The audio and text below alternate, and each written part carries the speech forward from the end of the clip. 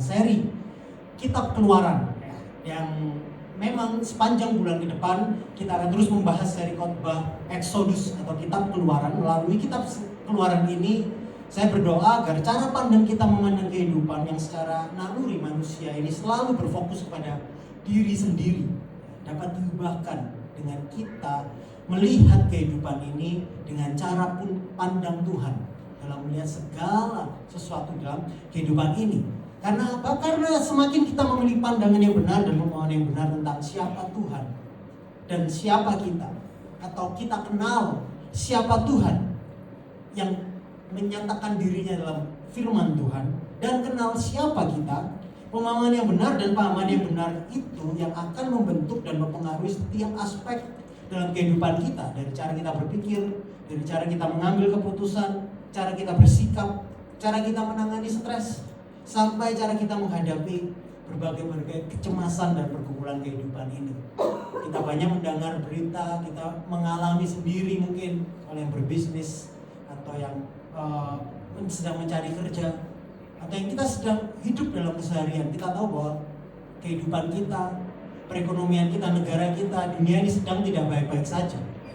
Tapi cara pandang Tuhan dalam melihat segala sesuatu itu yang akan membantu kita dan inilah cara yang benar untuk kita dapat hidup dalam damai sejahtera Allah. Nah, malam hari ini kita akan melanjutkan dari apa yang telah kita bahas Jumat lalu, bahwa Tuhan kita adalah Tuhan yang Maha Kuasa, The Great I Am, Allah El Shaddai. Secara khusus malam ini kita akan melihat bahwa Tuhan akhirnya akan bertindak menolong bangsa Israel, membebaskan bangsa Israel dari perbudakan Mesir. Kalau kalian ingat, Musa dan Harun kan diutus Tuhan sebagai utusan Tuhan kepada Firaun untuk memerintahkan agar membiarkan anak-anak Israel pergi, agar mereka dapat mengadakan perayaan bagi Tuhan. Kita lihat di Keluaran 5 ayat 1 dan 2, kemudian Musa dan Harun pergi menghadap Firaun lalu berkata kepadanya, beginilah firman Tuhan Allah Israel, biarkanlah umatku pergi untuk mengadakan perayaan bagiku di padang gurun. Perhatikan ayat 2, tetapi Firaun berkata, siapakah Tuhan itu yang harus kudengarkan firman-Nya dan untuk membiarkan orang Israel pergi? Firaun menjawab, siapakah Tuhan itu yang harus kudengarkan firman-Nya? Tidak kenal aku Tuhan itu dan tidak juga akan membiarkan orang Israel pergi. Nah, yang akan kita bahas ini adalah sebenarnya latar belakang dari pertanyaan Firaun ini. Firaun akan segera mengetahui siapakah Tuhan ini dan mengapa ia harus mendengarkan firman-Nya. 10 tulah Mesir yang akan kita bahas ini tidak hanya menunjukkan kuasa Allah kepada Musa, anak-anak Israel, orang Mesir dan Firaun, tapi juga kepada kita yang hadir malam ini. Kenapa? Karena mungkin ada dari kita yang hadir pada malam hari juga punya pertanyaan yang sama dengan Firaun. Siapakah Tuhan itu yang harus kudengarkan firman-Nya? Siapakah Tuhan itu yang harus kudengarkan suaranya? Aku percaya pertanyaan ini bukan hanya ditujukan bagi orang yang belum Kristen, tapi juga bagi kita yang mungkin sudah Kristen. Karena dalam perjalanan kehidupan kerohanian kita, seringkali ketika Tuhan meminta kita melakukan sesuatu, meminta kita meninggalkan kebiasaan yang lama, pola hidup yang lama, memerintahkan kita untuk memaafkan, rekonsiliasi, mencoba kembali, atau memanggil kita untuk bertobat, seringkali kita lebih memilih untuk mendengarkan diri kita sendiri daripada mendengarkan siapakah Tuhan itu yang harus kudengarkan suaranya. So malam hari ini judul khotbah saya The Passover Lamb. Ada 3 poin yang akan kita bahas pada malam hari ini untuk sama-sama kita renungkan apa yang ingin Tuhan sampaikan melalui 10 tulah yang Tuhan kerjakan di tanah Mesir. Menjawab siapakah Tuhan itu. Pertama poinku adalah akulah Tuhan Maha Kuasa. Poin kedua, akulah Tuhan Maha Pemberi. Poin ketiga, akulah Tuhan Maha Kudus dan Maha Kasih. Siap belajar kebenaran firman Tuhan? Amin. Poin pertama, Tuhan adalah Maha Kuasa. Kalau kita perhatikan setiap tulah yang ditimpakan kepada Mesir itu sebenarnya bukan random, tapi sebenarnya selalu mengacu kepada spesifik dewa Mesir yang disembah oleh orang Mesir. Konon orang Mesir itu menyembah ada 114 dewa yang besar. Kalau dihitung keseluruhan dewanya ada ribuan dewa yang mereka sembah. Nah, Tuhan mau membuktikan kepada Firaun, siapakah Tuhan itu? Dengan menyerang secara spesifik dewa-dewa utama orang Mesir untuk menunjukkan bahwa Tuhan kita, Tuhan orang Israel, Tuhan yang mengutus Musa dan Harun adalah Tuhan yang El Shaddai, Maha Kuasa. Dia berdaulat, dia lebih dari segala-galanya, dia lebih dari semua dewa Mesir, dan hanya dialah Tuhan yang layak kita dengarkan, yang layak disembah. Jadi 10 tulah Mesir yang menimpa Mesir dapat, kalau kalian baca, bisa kalian baca di Keluaran pasal 7 sampai pasal yang ke-12. Nah, kita nggak akan punya waktu untuk membaca semuanya, jadi saya hanya akan membahas beberapa ayat yang berkaitan dengan pembahasan kita. Jadi untuk studi lengkapnya, please kalian ulang, kalian baca sendiri di rumah, kalian sendiri. Ini seru ceritanya. One of the most exciting narasi di Alkitab itu cerita ini, keren. Makanya banyak filmnya. Oke. Nah, apa saja sih tulah yang ditimpakan kepada yang Tuhan timpakan kepada Firaun? Ada 10 tulah yang kita kenal. Sungai Nil jadi darah. Itu menyerang apa? Sebenarnya menyerang dewa Num dan Hapi, itu nama dewanya orang Mesir. Ada tulah kedua, Katak, itu menyerang dewa Heket. Ngamuk, bukan Gap ya. Lalat Pikat, Kepri. Tulah ke-5, Sampar pada ternak, itu menyerang dewa Hathor. Lalu ada tulah bara, dewa Isis. Hujan es, ada dewa Lut. Belalang, Set, masing-masing spesifik. Jadi nggak random sebenarnya dewa-dewa yang mau diserang. Dan 10 tulah itu secara spesifik memang menyerang dewa-dewa yang orang Mesir sembah. Nah, lalu apa yang Tuhan mau katakan melalui tulah-tulah tersebut? Nah, kita akan bahas beberapa 5 tulah. Yang pertama, tulah pertama kita kenal adalah air sungai Nil berubah menjadi darah. Mari kita baca Keluaran 7, 14 sampai 25.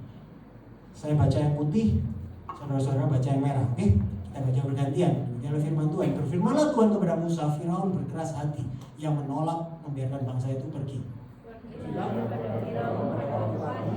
Pada waktu biasanya keluar ke sungai, nantikanlah dia dari sungai ini memegang dan katakanlah kepadanya, Tuhan Allah orang Ibrani telah mengutus aku kepadamu untuk mengatakan, biarkanlah umatku pergi supaya mereka beribadah kepadaku di padang gurun. Meskipun begitu sampai sekarang engkau tidak mau mendengarkan. 17. Sebab itu inilah firman Tuhan, dari hari itu akan kau ketahui bahwa akulah Tuhan. Lihat dengan tongkat yang tanganku ini akan berkumpul air yang sungai, dan air itu akan berbau menjadi darah. Dan ikan yang dalam sungai Nil akan mati sehingga sungai Nil akan berbau busuk. Maka orang Mesir akan segan meminum air dari sungai Nil ini. 19.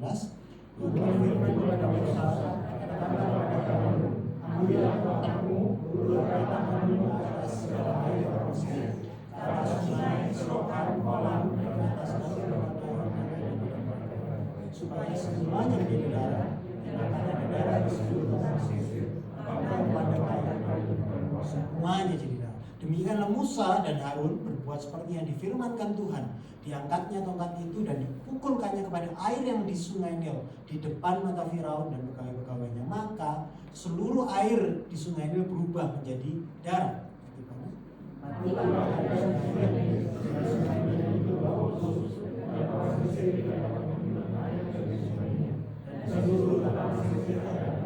Tetapi para ahli Mesir membuat yang demikian juga dengan ilmu mantra mereka, sehingga hati Firaun berkeras dan dia tidak mau mendengarkan mereka keduanya seperti yang telah difirmankan Tuhan. Firaun berpaling masuk istana dan tidak mau mendengarkan. Tetapi semua orang Mesir menggali-gali di sekitar sungai Nil mencari air untuk diminum, sebab mereka tidak dapat meminum air sungai Nil. Demikianlah genap 7 hari berlalu setelah Tuhan memulai sungai Nil. Tulah yang pertama itu secara spesifik memang Tuhan mengubah air sungai Nil jadi darah. Urat nadi Mesir, jantung Mesir adalah sungai Nil. Sungai Nil ini sangat strategis bagi pertanian Mesir, dari perekonomian Mesir. Dan mereka sangat bergantung pada sungai Nil. Mereka bahkan percaya bahwa dewa sungai Nil adalah dewa utama. Mereka menyembah dewa sungai Nil. Mereka bahkan punya catatan sejarah menulis bahwa ada himne yang berhubungan dengan sungai Nil. Mereka punya nyanyian syair himne yang berkaitan dengan sungai Nil. Bunyi himne saya nggak bisa nadanya gimana, tapi bunyinya begini: salam untukmu, oh sungai Nil yang mengalir dari bumi dan datang untuk menjaga Mesir tetap hidup. Dia yang menyirami padang rumput yang diciptakan kembali untuk menjaga setiap anak tetap hidup. Dia membuat gurun dan tempat yang jauh dari air minum. Itulah embunnya yang turun dari surga. Itu itu syair himne yang ditulis dalam prasasti. Dengan kata lain mereka itu benar-benar memuja Sungai Nil sebagai dewa. Sungai Nil menyediakan transportasi, irigasi, padang rumput, tempat berburu ikan, semua. Sungai Nil itu suci bagi orang Mesir. Nah, dewa agungnya namanya Nu atau penjaga Sungai Nil. Tapi di Sungai Nil juga ada dewa lain juga bernama Hapi yang merupakan roh Sungai Nil. Lalu ada dewa terbesar orang Mesir, yaitu Osiris. Osiris ini dikenal sebagai dewanya dunia bawah. Ia menguasai para dewa. Dan Osiris konon menganggap Sungai Nil itu seperti aliran darahnya. Jadi kayak pembuluh darahnya itu diibaratkan Sungai Nil.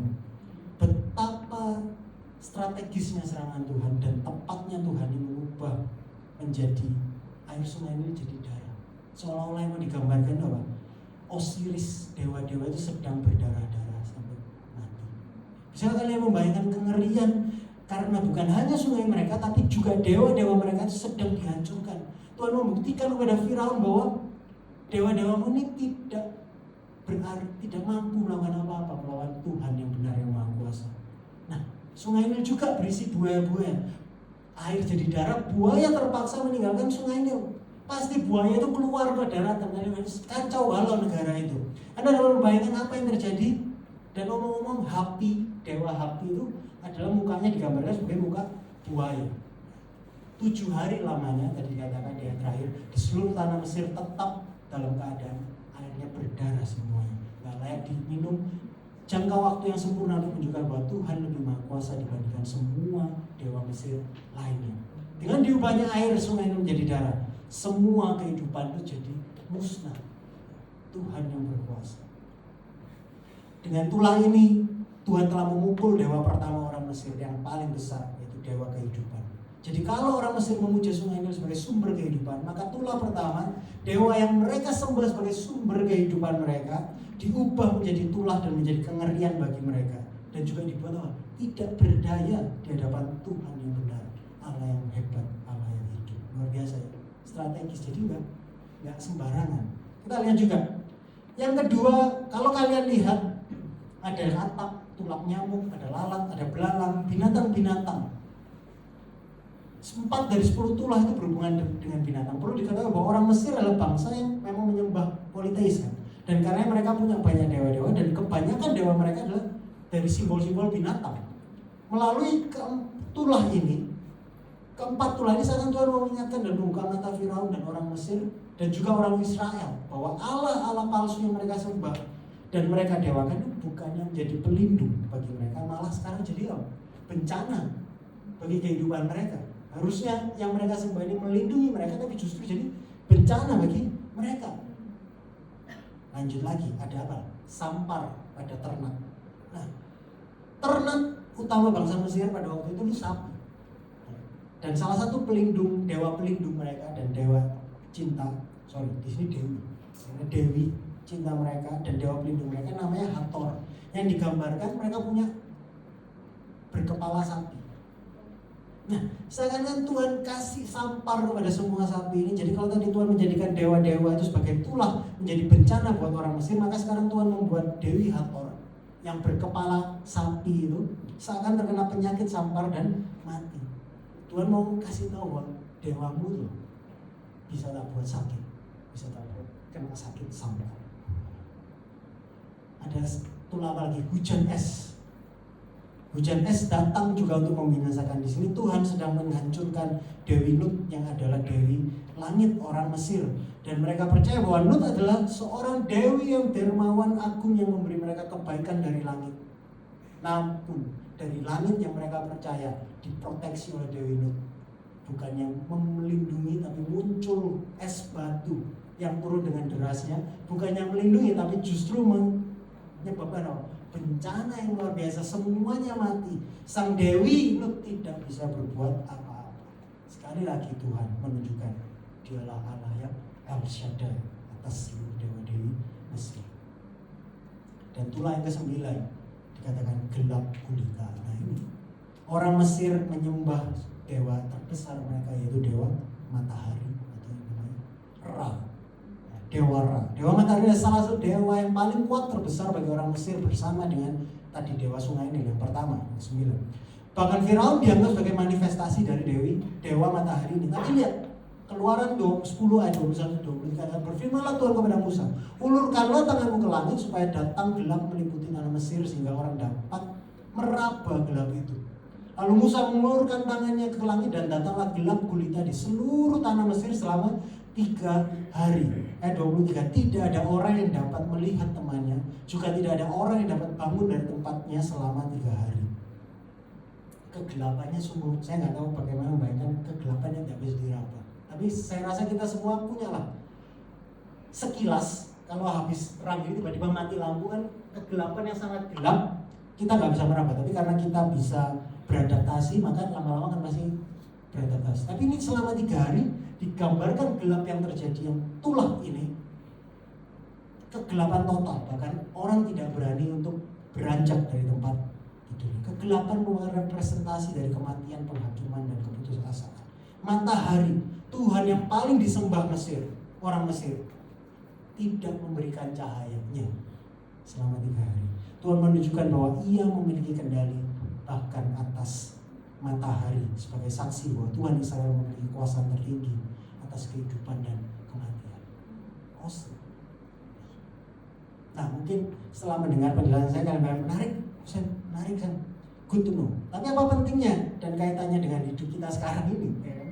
Aku juga nggak pernah nyembah dewa-dewa Mesir. Aku juga bukan penyembah berhala. Nah, kita sering mendengar istilah penyembahan berhala, namun kurang mengerti apa sih definisinya. Mungkin kita nggak relate dengan dewa-dewa kuno yang disembah oleh Firaun. Kita nggak kenal siapa itu Hathor, siapa itu Dewi Nut, baru tahu sekarang, tak kasih tahu malahnya.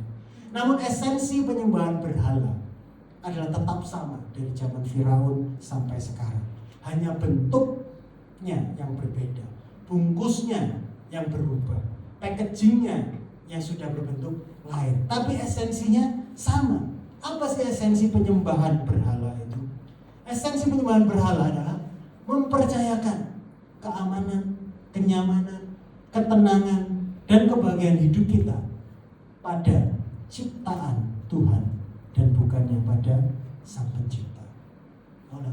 Esensi penyembahan berhala dari zaman Firaun sampai zaman kita sekarang tetap sama, yaitu mempercayakan keamanan, kenyamanan, ketenangan, kebahagiaan hidup kita pada ciptaan Tuhan dan bukannya pada Sang Pencipta. Saya percaya bahwa setiap kita, termasuk saya, kita mencari kebahagiaan sejati dan abadi. Setiap kita menginginkan ketenangan hati. Setiap kita ingin puas. Setiap kita mencari kehidupan. Setiap kita ingin dikasihi sedalam-dalamnya, sepenuhnya dan seutuhnya. Benar? Setiap kita mencari identitas. Setiap kita mencari makna dan tujuan dalam hidup ini. Setiap kita mencari sesuatu untuk menaruh harapan kita kepadanya. Dengan cara ini sebenarnya setiap orang itu dilahirkan untuk mencari Tuhan.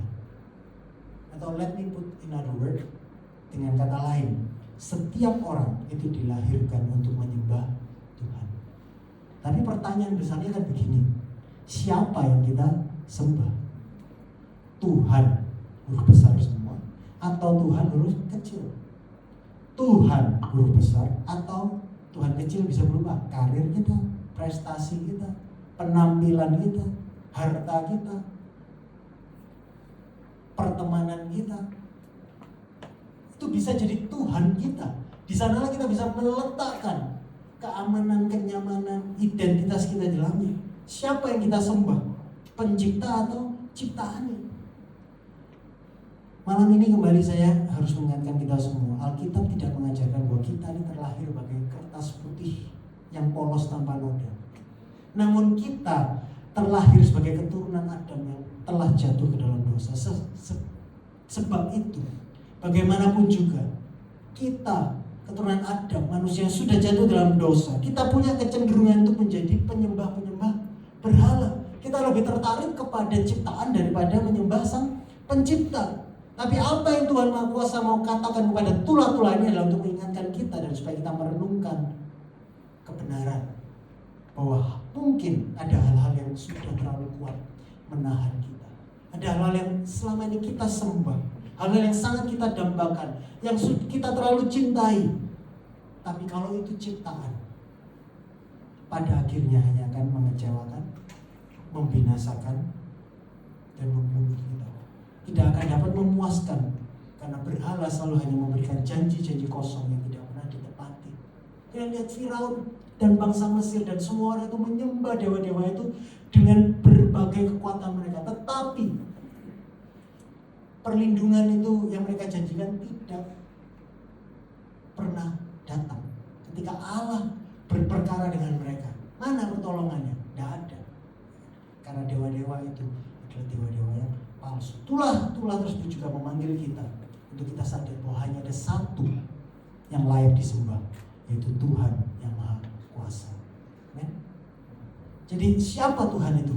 Tuhan kita adalah Tuhan yang Maha Kuasa. Poin yang kedua, siapa Tuhan itu? Tuhan yang Maha Pemberi. Pemberi apa? Pemberi kesempatan untuk bertobat melalui ke-10 tulah.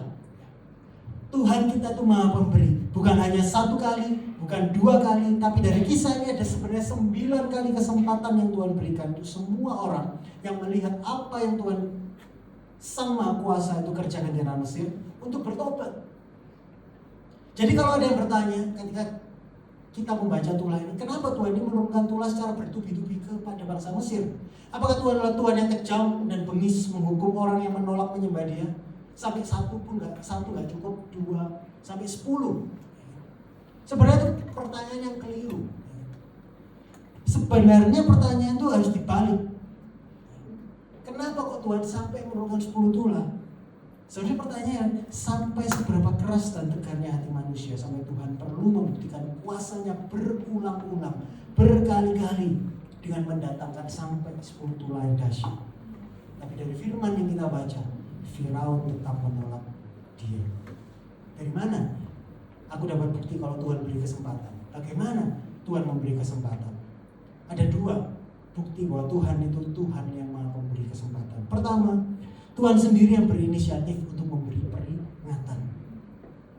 Dalam 10 tulah, menurut tradisi Yahudi, dalam 9 tulah itu, tradisi Yahudi membagi tulah 9 tulah itu menjadi 3 bagian. Menjadi 3 siklus. Tulah 1, 2, tulah 1, 4 sama 1, 4 sama 7, tulah 2, 5, 8, dan tulah 3, 6, 9. Intinya begini, kalau kalian baca tulah pertama, tulah kedua, dan tulah ketiga, tulah pertama selalu di instruksi Tuhan adalah jumpai Firaun di tepi sungai Nil. Pagi-pagi jumpai Firaun, itu tulah pertama. Lalu tulah kedua, jumpai Firaun di istananya. Dan tulah ketiga, datang tiba-tiba. Nah, siklus yang sama, tulah 3, 4, 5, 6 juga punya siklus yang sama. Tulah 4, kalau kalian baca, Tuhan memerintahkan Firaun untuk pergilah ke sungai Nil pagi-pagi, temuilah Firaun di sana. Tulah ke-5, Musa datang ke istana Firaun. Dan tulah ke-4, 5, tulah ke-6, datang tiba-tiba. Apa maksudnya? Ini bagaikan seperti orang tua yang baik saat memperingatkan anaknya yang melakukan hal yang terlarang. Sebagai orang tua yang baik, saya nggak akan tiba-tiba kalau anak saya berbuat salah langsung tak wok gitu kan. Selalu kita bilang, hati, that's not good, jangan diulangi. Tapi karena keturunan ada yang sudah berdosa, apa yang dilakukan? Diulangi. Tepat sekali, ya kan? Peringati lagi keduanya. Ya kan? Kalau itu diulang, sebagai orang tua kadang juga perlu langsung bisa dibilang, benar. Nah, Tuhan melakukan yang sama sebenarnya. 1, 2, 3, jumpai dulu di tepi sungai, tidak dengarkan. Oke, datangi ke rumahnya, masuk di sana, nggak dengarkan. Langsung, tulah ketiga tiba-tiba, nggak bertobat, diulangi lagi loh. Tulah 4, 5, 6 itu jumpai lagi di tepi sungai. Jadi kalau ada yang bilang Tuhan di perjanjian lama itu kok kayaknya jahat, nggak sabaran, dan lain-lain, kejam, suka menghukum. Kalau kalian baca, justru kebalikannya, di perjanjian lama itu justru kebaikan Tuhan itu, kesabaran Tuhan itu sungguh menakjubkan. Bahkan kalau kita gak punya Tuhan yang panjang sabar, sudah lama itu, sudah habis semua kita itu. Seharusnya kalau saya jadi Tuhan nggak perlu 10 tulah. Tulah kedua itu sudah selesai semuanya. Tapi Tuhan kita maha pemberi kesempatan. Dan buktinya apa? Ada orang Mesir yang bertobat setelah tulah ke-7. Mari kita baca Keluaran 9 ayat 17-21. Saya baca versi terjemahan Indonesia. Meskipun demikian, ini peringatan yang Tuhan berikan sebelum tulah ke-7 terjadi. Meskipun demikian, engkau masih saja sombong dan tidak membiarkan umatku pergi, kata Musa dan Harun kepada Firaun. Besok masih dikasih peringatan, nggak langsung dispam. Besok sekitar waktu yang sama seperti sekarang, aku akan menurunkan hujan es yang sangat dahsyat yang belum pernah terjadi sebelumnya di seluruh Mesir. Karena itu bawalah seluruh ternak kalian yang berada di padang gurun untuk berlindung ke tempat yang aman. Setiap orang dan binatang yang masih di padang akan mati tertimpa hujan es. Maka para pejabat raja yang takut akan perkataan Tuhan segera membawa masuk semua budak dan ternak mereka untuk berlindung. Tetapi orang-orang yang tidak menghiraukan perkataan Tuhan membiarkan budak dan ternak mereka di padang. Wow. Ternyata dengan banyaknya tulah itu ada yang akhirnya sadar dan bertobat. Bayangin kalau Tuhan cuma tulah kedua nggak sempat bertobat orang ini. Tapi karena Tuhan berkemurahan memberikan tulah, bukannya itu kekejaman, tapi itu kesempatan untuk bertobat.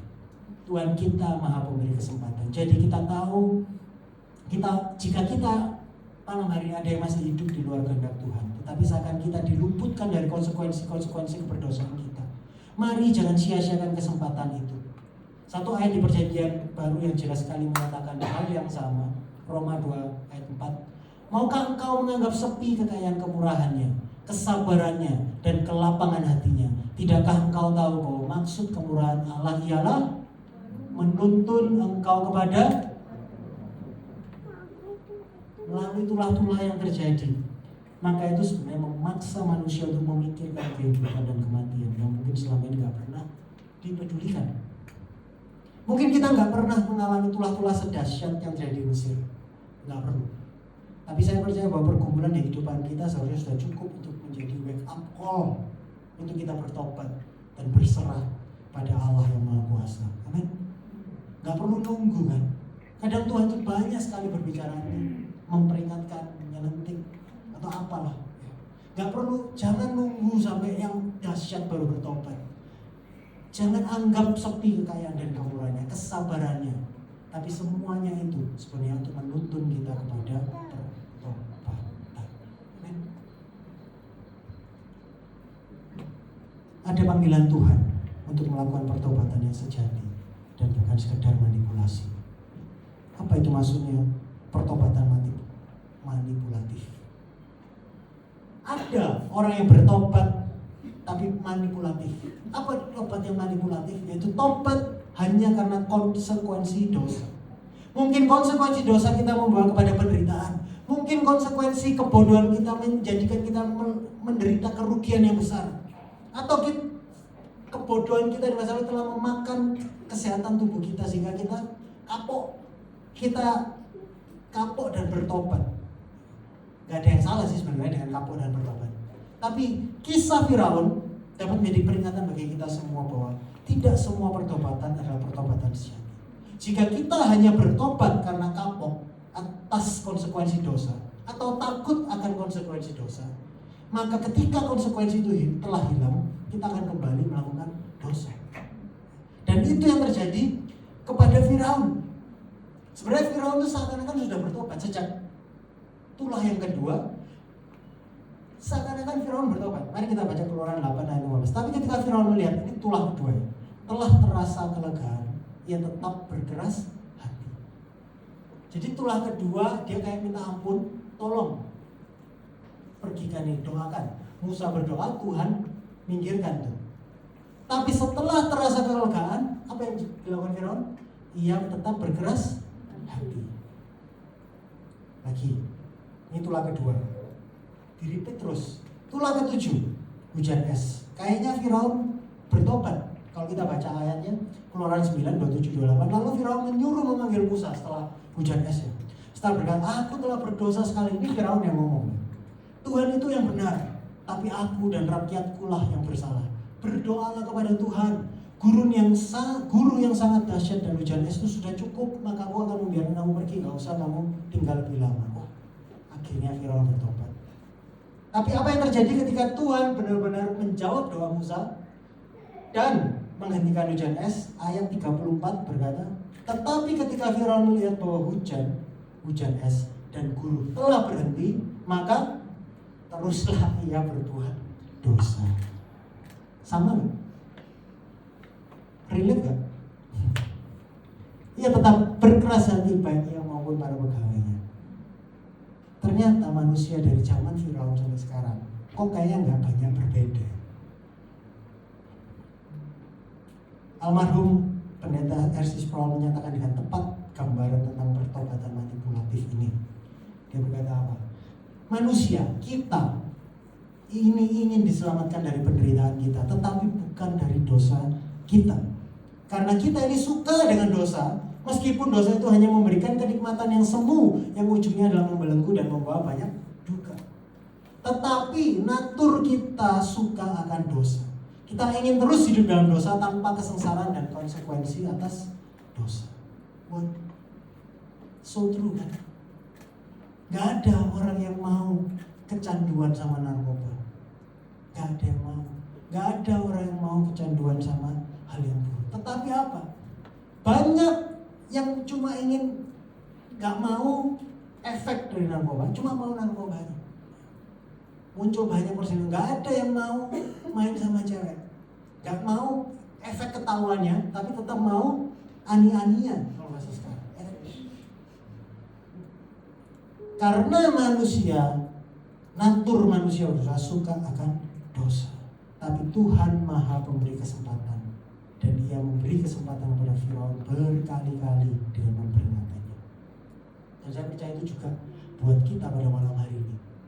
Tuhan memperingati kita, memberi kesempatan untuk kita bertobat.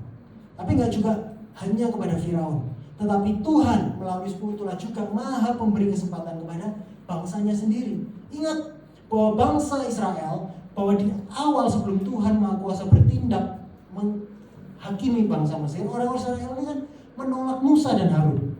Benar? Yang sebenarnya mereka juga sudah menolak Tuhan yang mengutus Musa. Tetapi penolakan bangsa Israel tidak menggagalkan rencana Tuhan untuk mengerjakan agendanya, yaitu mengeluarkan bangsa Israel dari perbudakan Mesir. Melalui 10 tulah Tuhan juga memberi kesempatan kepada bangsa pilihannya. Bagaimana Tuhan memberi kesempatan kepada bangsa Israel? Dengan memberi pemisahan atau memberi pengecualian, memberikan perlindungan kepada bangsa Israel. Dari semua tulah 1 sampai tulah 3 tidak ditulis, tapi dari tulah 4 sampai 9 secara jelas Alkitab menulis bahwa Tuhan yang Maha Kuasa atas inisiatif dan kemauannya sendiri mengecualikan tanah Goshen. Tanah Goshen ini tanah di mana bangsa Israel tinggal. Jadi semua tulah terjadi, tapi di tanah Goshen tidak terjadi apa-apa. Sungguh luar biasa ya. Kita baca Keluaran 4 ayat 22, tapi pada hari itu aku akan mengecualikan tanah Goshen di mana umatku tinggal, sehingga di sana tidak ada terdapat pikat. Ada lalat pikat di seluruh tanah Mesir, diserbu sama lalat. Hanya di tanah tempat orang Israel tinggal tidak ada alat. Luar biasa. Keluaran 9:20, hanya di tanah Goshen, tempat kediaman orang Israel, tidak ada turun hujan es. Keluaran 10:23, tidak ada orang yang dapat melihat temannya, itu waktu kegelapan, gelap gulita. Juga tidak ada orang yang dapat bangun dari tempatnya selama 3 hari. Tetapi pada semua orang Israel ada terang di tempat kediamannya. Luar biasa. Saya percaya ini adalah cara Tuhan yang juga memberi kesempatan pada bangsa Israel untuk bertobat dan percaya kepada satu-satunya Allah yang benar dan berkuasa. Dan begitu juga dengan kita di dunia yang telah jatuh dalam dosa. Jika kita menerima banyak kebaikan Tuhan, kalau kita seakan-akan disisihkan, diluputkan, dikecualikan, mungkin dari penyakit, mungkin dari kerugian, mungkin dari bencana, atau dari penderitaan, mari kita ini semakin tersadar bahwa itu karena ada tangan Tuhan yang berkuasa, yang menopang dan memelihara kalian dan saya. Amin. Dan bukankah itu sudah selayaknya dan seharusnya kita menggunakan privilege yang Tuhan berikan pada kita untuk kita gunakan melayani Tuhan dan melayani sesama. Tuhan Maha Pemberi, dan seharusnya itulah sebenarnya buah kehidupan orang Kristen yang telah menerima anugerah Tuhan. Kalau kita menerima kebaikan, itu adalah anugerah Tuhan. Tuhan kita. Siapakah Tuhan kita? Dia Tuhan yang Maha Kuasa, Dia Tuhan yang Maha Pemberi. Dan poin saya yang terakhir, poin ketiga, Tuhan kita adalah Tuhan yang Maha Kudus dan Maha Kasih. 10 tulah. Angka 10 adalah angka yang penting kalau kita belajar numerologi Alkitab. Angka ini melambangkan kepenuhan kuantitas. 10 tulah Mesir berarti benar-benar tertimpa tulah sempurna, komplit. Sama seperti 10 perintah Allah menjadi simbol kepenuhan hukum moral Tuhan. 10 tulah kuno Mesir melambangkan kepenuhan ekspresi keadilan dan pengadilan Tuhan atas mereka yang menolak bertobat. 9 kali Allah melalui Musa mengizinkan Firaun untuk berubah pikiran, bertobat, berbalik kepada satu-satunya Allah yang benar. Dan kalau kita perhatikan, dari 9 tulah yang sebelumnya, maka itu selalu berhubungan dengan penghukuman di tanah Mesir. Namun Tuhan memberikan satu tulah terakhir, yaitu tulah yang ke-10. 9 tulah tanah Mesir dihajar oleh tulah, ada perlindungan di tanah Israel. Tetapi tulah yang 10 sangat berbeda, karena ini tulah yang sangat tragis dan tidak dapat dihindari oleh semua orang, baik orang Mesir maupun orang Israel. Tanah Goshen pun tak terluput dari tulah yang ke-10 ini. Dan kita tahu tulah ke-10 yaitu kematian anak sulung, baik binatang atau manusia. Ini menggambarkan dan mengingatkan kita bahwa konsekuensi tulah dan penyakit terbesar yang menghantui umat manusia, induk sumber dari semua tulah yang telah hidup bersama kita sejak kejatuhan. Dan nama tulah terbesar yang ada di dunia bukanlah COVID-19, bukan juga flu Spanyol yang konon di tahun 1918-1920 menginfeksi lebih dari 500 juta orang atau sekitar seperempat populasi bumi pada waktu itu. Bukan itu. Ada tulah terbesar yang telah menginfeksi semua orang yang terlahir ke dunia. Nama tulah itu adalah dosa. Dan dosa adalah pemberontakan terhadap Sang Pencipta kita. Dosa adalah pemberontakan terhadap Allah Maha Kuasa, Tuhan yang Maha Kuasa. Siapa yang memberontak? Kita semuanya. Rasul Paulus dalam kitab Roma mengatakan, karena semua orang telah berbuat dosa dan telah kehilangan kemuliaan Allah. Tidaklah berlebihan jika upah pemberontakan terhadap Allah segala Allah, Tuhan segala Tuhan, Raja segala Raja, adalah sesuai dengan apa yang Rasul Paulus juga katakan di kitab Roma, bahwa upah dosa adalah maut. Ini kabar buruk bagi kita semua manusia, karena di hadapan Tuhan yang Maha Kudus, kita semuanya adalah manusia berdosa yang layak dihukum dan layak mati. Tapi malam hari ini saya mau beritakan bahwa syukur kepada Allah, gak cuma kabar buruk yang diberitakan, tapi malam ini ada kabar baik yang saya mau beritakan untuk kita semua, bahwa Allah kita bukan hanya Allah Maha Kudus, tapi Allah kita juga adalah Allah yang Maha Kasih. Tulah ke-10 sangat berbeda dengan ke-9 tulah lainnya. Karena jika 9 tulah lainnya dapat dihentikan hanya oleh perkataan Tuhan, firman Tuhan, tulah ke-10 ini tidak dapat dihentikan hanya dengan perkataan Tuhan, dengan firman Tuhan. Hanya ada satu cara untuk keluar, terhindar dari tulah yang ke-10, yang Tuhan sendiri spesifik firmankan kepada Musa. Mari kita baca Keluaran 12 ayat 3, saya lompat-lompat ya, 3, 7, 13, 23. Katakanlah kepada segenap jemaah Israel, pada tanggal 10 bulan ini diambillah oleh masing-masing seekor anak domba, menurut kaum keluarga seekor anak domba untuk tiap-tiap rumah tangga. Kemudian dari darahnya haruslah diambil sedikit dan dibubuhkan kepada kedua tiang pintu dan pada ambang atas, pada rumah-rumah di mana orang memakannya. 13. Dan darah itu menjadi tanda bagimu pada rumah-rumah di mana kamu tinggal.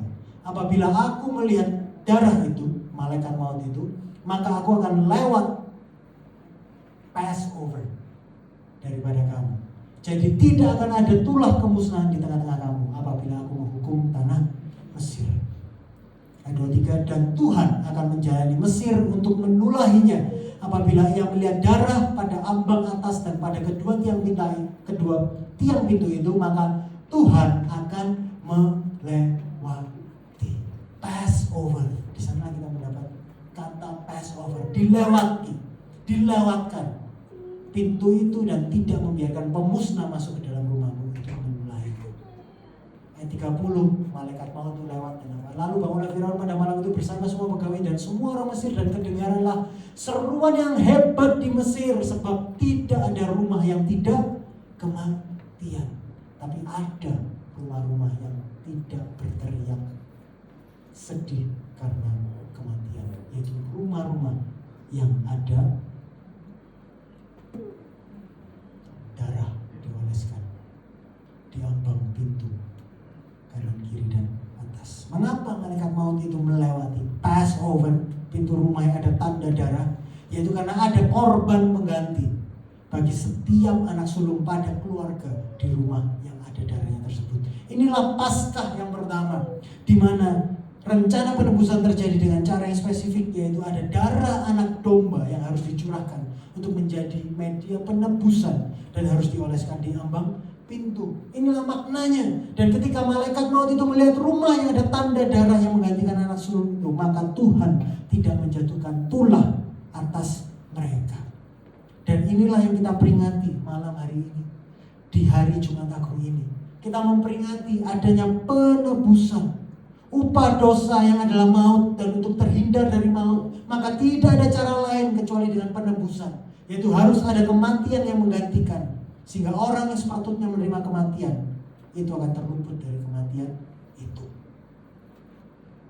Dengerin saya, 1300 tahun kemudian, Yohanes Pembaptis berseru ketika dia melihat Yesus Kristus berjalan ke arahnya.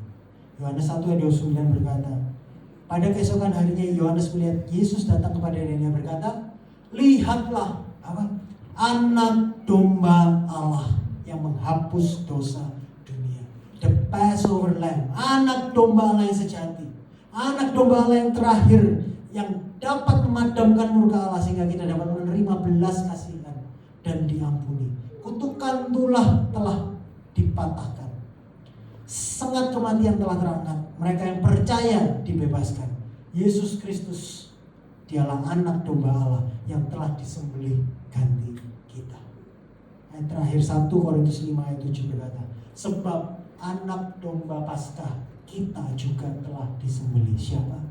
Yaitu Kristus. Hari ini enggak disebut Black Friday, melainkan Good Friday. Karena hari ini kita memperingati ketika kemahakudusan Allah dan belas kasihan Tuhan bertemu di kayu salib. The Passover Lamb, namanya Yesus Kristus. Saudara-saudara saya kasih dalam Tuhan, teman-teman semua, mari kita memenuhi panggilan Tuhan untuk bertobat. Bukan dengan pertobatan yang manipulatif, tetapi dengan berpaling dari dosa dan berhala-hala kita. Siapakah Tuhan itu? Tuhan kita adalah Tuhan yang Maha Kuasa. Dia Maha memberi kesempatan, dan Dia Maha Kudus dan Maha Kasih. Suatu hari nanti, semua dari kita akan menghadap tata pengadilan Tuhan, dan tidak ada yang dapat meluputkan kita dari pengadilannya yang kudus dan adil itu. Semua kita, gak terkecuali. Harta kita gak akan bisa menyelamatkan kita. Pencapaian kita gak berarti apapun. Perbuatan baik kita gak akan pernah cukup dan gak cukup. Kerja keras pelayanan kita gak bisa. Jumlah persembahan kita gak bisa juga. Tidak ada yang dapat menyelamatkan kita. Tidak ada yang dapat tahan ketika kita berhadapan muka dengan Tuhan yang Maha Kudus itu. Hanya ada satu yang dapat meluputkannya, yaitu darah anak domba yang disalib itu. Apakah kita ada di dalam atau di balik salib itu? Itulah yang menyelamatkan kita. Dan itulah makna Paskah, itulah makna Jumat Agung yang kita rayakan, bahwa kita selamat dari malaikat maut. Bukan karena usaha kita, bukan karena kebaikan kita, bukan karena persembahan kita, bukan karena kita orang baik, tapi karena ada darah anak domba ganti kita. Amin. Dan untuk itulah pada malam hari ini kita juga akan masuk dalam perjamuan kudus, di mana melalui perjamuan kudus ini kita dapat mengingat dan kita dapat benar-benar mengerti bahwa tubuh dan darah Kristus yang akan kita rayakan ini adalah menjadi sumber keselamatan kita, yang menyelamatkan kita, yang melayakan kita, yang menjadikan kita anak-anak Allah, dan bukan dengan emas dan perak dibayarkan, tapi dengan darah yang mahal.